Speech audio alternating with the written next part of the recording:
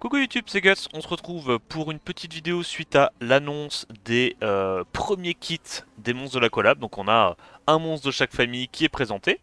Et bah écoute, on va aller regarder ça quoi. J'espère que en plus des designs autour de Jujutsu Kaisen qui peuvent être intéressants, bah il y aura des kits qui sont jouables. Parce que j'ai l'impression quand même que les dernières mises à jour, les dernières collabs qu'il y a eu, souvent les monstres étaient un peu flop à leur sortie. Et on devait attendre genre un ou deux BP avant qu'ils commencent à se faire jouer, enfin à être jouables. Donc bon, on va regarder un petit peu. Donc ils sont excités, ils sont trop reconnaissants, incroyable. Ils célèbrent le 10e anniversaire et avant de plonger, ils nous ont préparé une petite vidéo. Alors la vidéo ne m'intéresse pas. Donc la collab arrive justement le 30 juillet. Ok, super, très bien. Va y avoir la petite île là comme ils font à chaque fois. Qui pop sur le coin de l'île. Tu sais, il y a eu l'île des assassins, il y a eu l'île de machin. Bah, je pense qu'il y aura aussi un truc avec JJK. Ok, où tu taperas les méchants dans JJK. D'accord, je sais plus comment il s'appelle lui. Espèce de démon plante là. Alors, les 5 familles, c'est quoi? J'imagine qu'on va avoir Sukuna qui sera tout seul, donné à tout le monde. Gojo, et puis l'équipe numéro 7. Ok. Bah du coup Kakashi, bah, c'est juste l'équipe numéro 7 et ce truc là. D'accord. Alors, les designs, qu'est-ce qu'on peut dire déjà? Est-ce que c'est la forme Awake ça? Si c'est la forme Awake, hein. De toute façon, ils ont que des formes Awake les collabs. Sukuna, ok je trouve que Sukuna ça va, il rend bien. Bon Gojo le cara design est assez simple. Ok, bon faut passer outre le fait qu'ils aient une grosse tête. Moi, tu vois, j'aurais vu des têtes un tout petit peu plus proportionnées comme pour la collab Assassin's Creed. Je trouve les persos étaient... Bah, la proportion, genre tête par rapport au corps, était un petit peu plus réaliste. J'aurais vu un chara design un peu plus comme ça, mais vas-y. En vrai, c'est carré. Donc du coup, Ryomen Sukuna, là, celui qui donne à tout le monde, sort 1. Dismantle, c'est son sort de base. C'est vrai qu'il a que 2 spells hein, dans le manga. C'est abusé. Alors, attaque l'ennemi pour infliger des dégâts qui ignorent tous les effets de réduction de damage. Ok. Les dégâts augmentent en fonction de si ton attaque est supérieure à la défense de l'ennemi. Ok, donc ça va être un truc qui est runé full knocker. Ça veut dire que plus t'as d'attaque par rapport à la défense de l'ennemi, plus t'as des dégâts qui sont améliorés. Ok, bah j'ai hâte de voir le coef quoi, parce que tant qu'on n'a pas le coef, on peut pas vraiment dire si ce spell là va être incroyable ou pas. Sort 2. Attaque l'ennemi 2 fois pour diminuer sa défense pendant 2 tours avec 50% de chance à chaque fois. Ok. Chaque... Attends quoi? Each hits, donc chaque coup, chaque dégât des coups diminue si ton attaque est supérieure à la défense de l'ennemi. Mais le nombre de coups peut augmenter jusqu'à 6 fois. Ah ok, donc c'est comme les Asura en fait. Il a exactement le même spell que les Asura. Mais du coup ça veut dire quoi, je comprends pas. Ça veut dire qu'il tape 2 fois au début pour break def. Et après, il tape jusqu'à 6 fois en fonction de la différence d'attaque et de défense, c'est ça? Vous le comprenez comme ça? Genre... Parce que tu sais, d'habitude, ils te disent genre tape 2 fois, puis tape autre fois. Là, il dit juste tape 2 fois, et après, c'est point, et il te parle de taper 6 fois. Bon, ok. Donc moi, je le comprends comme ça. Setup break def, après, tu tapes plein de fois. En vrai, c'est déjà plus intéressant que le sort 2 des Azura, hein. Des Asura, pardon. Parce que les Asura, ils setup pas le break def avant de taper. Là, vu que tu setup le break def avant de taper plein de fois, il y a moyen que tu aies des très bons dégâts grâce à ça. C'est écrit 2+. Ah, d'accord. Donc c'est la traduction anglaise qui est un peu bancale. D'accord. Ok, donc tu tapes 2 fois, break def. J'imagine que ça va monter genre à 70-80% de chance avec les skill up. Et derrière, tu tapes plein de fois. Intéressant. Le passif. Reverse Curse Technique. Ah, mais c'est le truc qui heal ça. C'est le truc où ils peuvent se heal grâce à ça. Dans la série. Donc, au début de chaque tour, si tes HP n'ont pas augmenté par rapport au tour d'avant, ou ont diminué de moins de 30% de tes HP, tu reviens au montant d'HP du tour d'avant. Ok, ok. Un peu comme... c'est un peu genre comme un passif de Tankkench ou de Pyke dans League of Legends, non? C'est-à-dire que si tu prends pas trop la bibite, si tu prends pas trop la bibite et que tes HP ont pas trop diminué, tu récupères des HP. Ok. Je peux être tout à fait transparent avec vous. Ce genre de kit sur un Nuker, c'est à chier. Enfin, c'est nul. Il pue. Ce passif pue la merde. C'est dommage parce qu'il aurait pu avoir un bon kit avec les deux premiers spells, j'aimais bien. Mais le sort 3, le passif, legit, n'a rien à foutre dans ce kit. Ça sert à rien. Ça, c'est un passif de tank, voire CC, tu vois. Mais bah lui, t'as envie qu'il ait beaucoup d'attaques pour taper fort, vu son kit. Mob de type attaque, donc il va probablement pas être tanky. Y a rien dans son kit qui lui fait réduire les dégâts. Non, ça sert à rien. Je suis... Bon, non, je pense vraiment que c'est de la merde. C'est Kitam Kench, c'est dans Dragon Ball. Ouais. Non, en vrai, le sort 3 est nul. Dommage. Bon, après, tu me diras, c'est le mob qu'ils vont donner à tout le monde, donc... Mais en fait, c'est... Au-delà du fait qu'il soit nul, c'est juste qu'il est pas cohérent avec le kit. Donc ça veut dire que tant qu'il rework pas ce sort 3, parce que là c'est un rework qu'il faut, hein, le sort 3 n'est pas cohérent avec le kit, bah le perso sera jamais joué, tu vois. Ils vont essayer de mettre des petits buffs, augmenter la quantité de heal ou quoi, ça sert à rien, vraiment. C'est dommage. Ça, c'est une erreur de design. Bon. Ok, bah écoute, il aura un skin rigolo, tout le monde l'aura et c'est trop bien. Ensuite, Satoru Gojo. Un mob de type défense. Ah oui, avec son... Eh ouais, parce que son pouvoir il est super fort en défense. Ok. Euh... Attaque l'ennemi pour le stun pendant un tour avec 30% de chance. Ok. Ça, avec skill up, ça va monter à 50% de chance. C'est un sort hein, vraiment très classique. Ok. Attaque tous les ennemis 2 à 3 fois pour infliger des dégâts proportionnels à ta défense et voler un effet bénéfique avec 20% de chance. D'accord. Ok. Alors, vous savez ce que je pense de cette mécanique-là, hein? Les spells qui ont un nombre de hits aléatoire, c'est le pire truc du jeu, vraiment, c'est à chier. Après, c'est un mob défense qui a un peu de multi-hits, qui strip. Ouais. Le passif, c'est quoi? Il peut pas se faire contrôle ATB. Il augmente ta barre d'attaque de 30% à chaque fois que le tour termine. Donc en gros, ça veut dire que tu vas cycler assez rapidement, puisque ben, à chaque tour, tu auras besoin que de 70% d'ATB pour prendre ton tour. Sachant que... Ouais. T'as pas de break def, t'as pas de menace dans ton kit, t'as pas de CC, t'as aucune forme de CC dans ton kit. Enfin, t'as ça, mais bon, vas-y quoi. Pas de break def, pas d'absorb ATB. Non, c'est gaze. En vrai, c'est gaze. C'est vraiment à chier. Yuji Itadori. C'est tous des 5 nats? Ah oui, mais d'accord. C'est vrai que maintenant, ils aiment bien faire ça. Mais non, attends. C'est tous des 5 nats? C'est pas comme les... C'est pas comme les deux dernières... Enfin, la collab Assassin's Creed, là, où c'est tous à moitié des 4 nats et des 5 nats dans leur famille. J'avoue, ils l'ont peut-être écrit là, mais... Ah. Oh.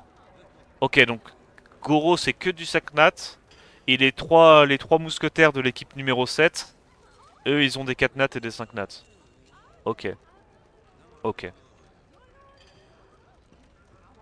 Mm.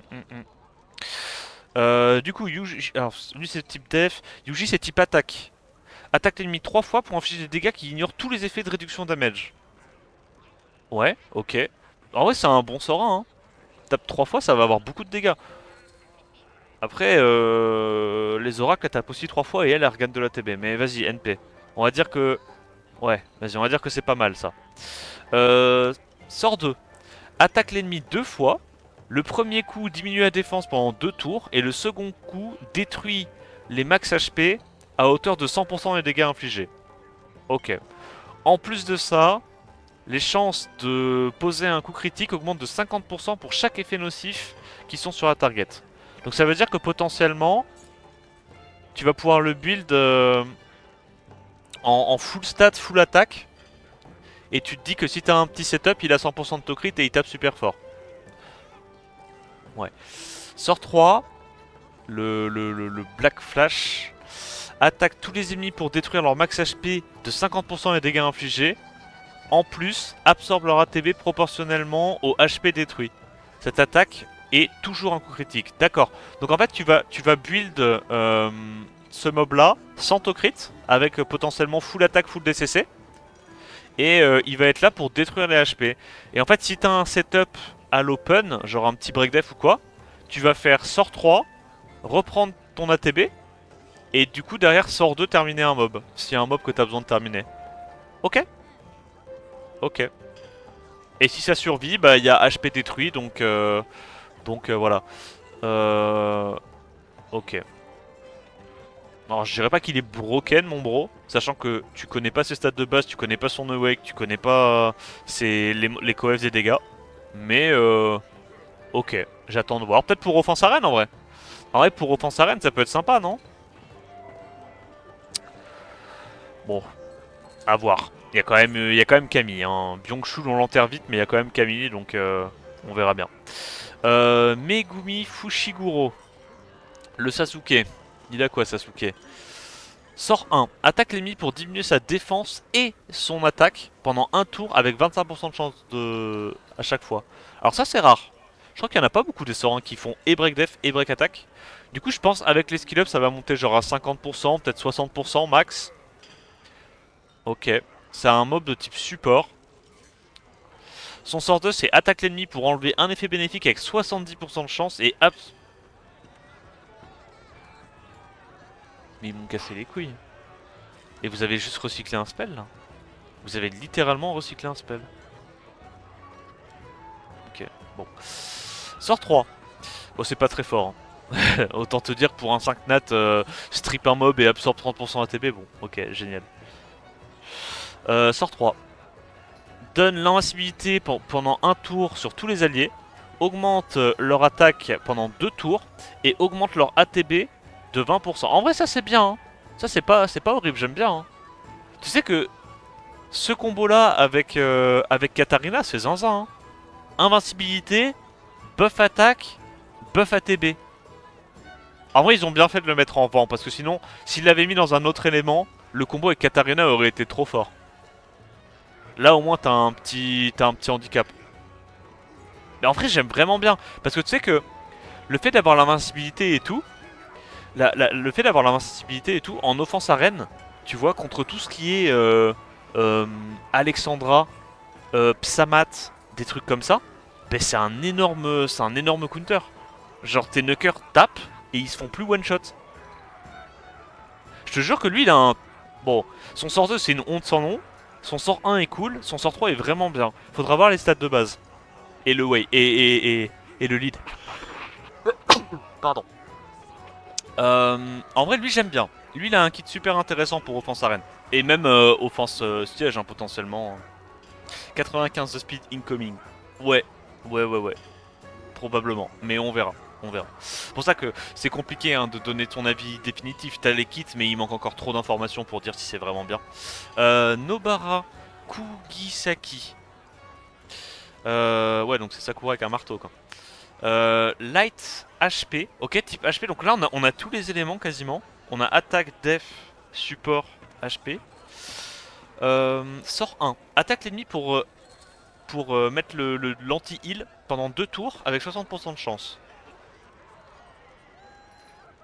J'espère que ça va monter à 100% quand même. Parce qu'en fait, je compare ça au S1 des guerriers du désert. Les guerriers du désert, ils ont 100% de chance de le poser et ils ont un scaling HP. Elle a pas le scaling HP. Et elle a que 60% de chance. Donc, j'espère quand même que ça va monter à 100%.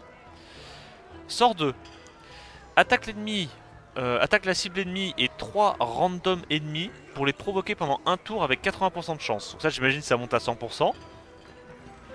Quand la target est déjà provoque, la durée de provocation augmente d'un tour, jusqu'à 3 fois. Ok, donc ça c'est plutôt un kit. C'est plutôt un kit pour Def Siege. Parce qu'évidemment, bah tu préfères avoir ce genre de spell quand il y a moins de targets en face quoi. Quand il y a 3 targets. Ok. Ouais. Attaque une des ennemis. Attends. Attaque une des targets ennemis que tu as attaqué pendant un tour pour infliger 40% de la target max HP en damage. Si la target est un boss, inflige 10% des max damage, des max HP à la place. Ok. Donc, c'est pas un passif, faut qu'elle active. C'est pas un passif, hein. Elle l'active, hein. Mais... Donc en gros, c'est... T'attaques un des ennemis qui t'a attaqué le tour d'avant et t'infliges 40% de max HP. Mais du coup... En fait, si c'était un passif et que tu le faisais tous les tours, je dirais c'est trop bien. Regarde dessous. Le troisième spell a pas de cooldown, revient dès qu'on t'attaque. D'accord, ok. Du coup, c'est un peu un spell comme les totémistes. C'est un spell comme les totémistes. En gros, c'est un spell qui s'active si t'es à la condition d'avoir été frappé. Donc ça veut dire que tu peux pas te faire reset non plus ce spell là. Ok. Donc à chaque fois que tu te fais taper, tu lui renvoies... Enfin, t'as ce spell là qui s'active. 40% de HP max. Putain, par contre, j'avoue, pour la Toa, gros, ça va être broken. Hein. Tous les tours, tu mets 10% des max HP du boss, ça va être une dinguerie. Hein. Non, ouais, c'est pas un revenge, c'est pas un revenge. Faut l'activer, faut l'activer. Ok, ok. Donc en gros, tu chain taunt, tu obliges les adversaires à te taper, et du coup, à chaque fois qu'ils te tapent, tu vas avoir tous les tours un spell qui fait 40% des max HP tout en étant full tank. Ok. C'est moins... Ok. Bah je t'avoue, quand j'ai vu les deux premiers spells, je me suis dit c'est très gaze. Pourquoi pas? Pourquoi pas? 3 tours. Ça, faut voir combien de tours ça a de CD en fait. Bah, ça aura pas 2 tours de CD, je pense, ça serait trop fort. Mais si ça a 2 tours de CD, ça peut être déconnant. Enfin, ça peut être vraiment broken. Mais je pense que ça sera 3 tours de CD.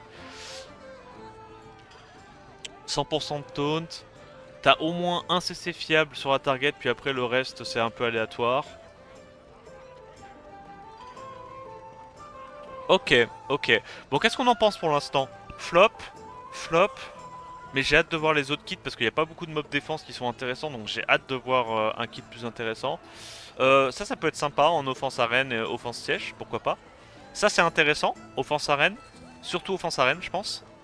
Parce que le sort 3 est vraiment fort, faudra voir un petit peu les autres stats. Et elle c'est intéressant aussi, j'aime bien. C'est pas broken, mais c'est une mécanique intéressante, j'aime bien, qui rajoute des mécaniques un peu les totémistes. Voilà.